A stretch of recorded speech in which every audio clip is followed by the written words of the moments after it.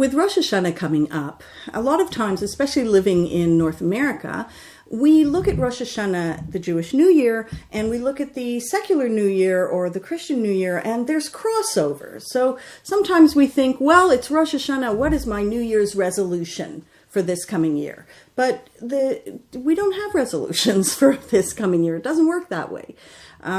We talk about, first of all, our reflection backwards. We're going to look at who we were this last year. It's a time of reflection. It's a time of accounting of what we've done and who we were. And there's a spiritual component, and then there's a practical component, because Rosh Hashanah talks about renewal in the sense of we are now trying to transform ourselves.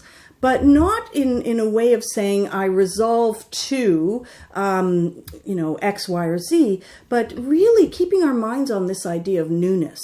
The idea that, first of all, it's traditional to have something new or have a new garment for Rosh Hashanah. But I would extend that and say the practical side of Rosh Hashanah is to maybe get something new for those you love and to be able to say to them, this is symbolizing the newness of what is about to happen, the idea that we've completed our cycle and now there's a new cycle that's starting. And when we talk about the spiritual side of it, really to ask ourselves, what can be new about myself this year? What can I find that's new?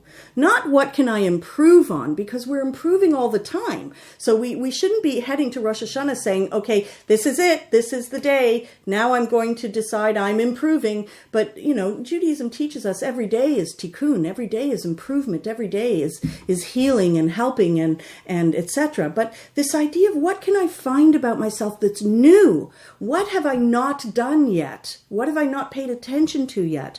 Where is the newness in what I can do? And I know that, for instance, personally, I realized that I'm letting moments go. I'm very focused on a larger picture, and I'm letting moments go.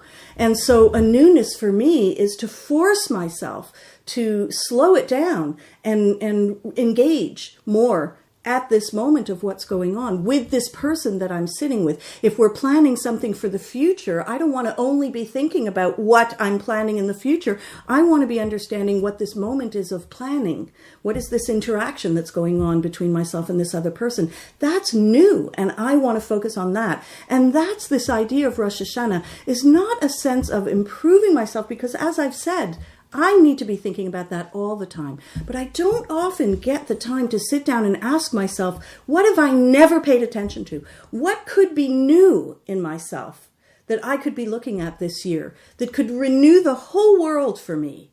That's Rosh Hashanah. And that's why it's a celebration. It's not Yom Kippur. It's not this day of heavy life and death at stake, decisions, signatures, books of life. And this is Rosh Hashanah. We celebrate this one. This is the one where we're thrilled. We're happy that we have this opportunity for newness. And that's why practically, physically, get something new, share it, and then spiritually, find something new and explore it.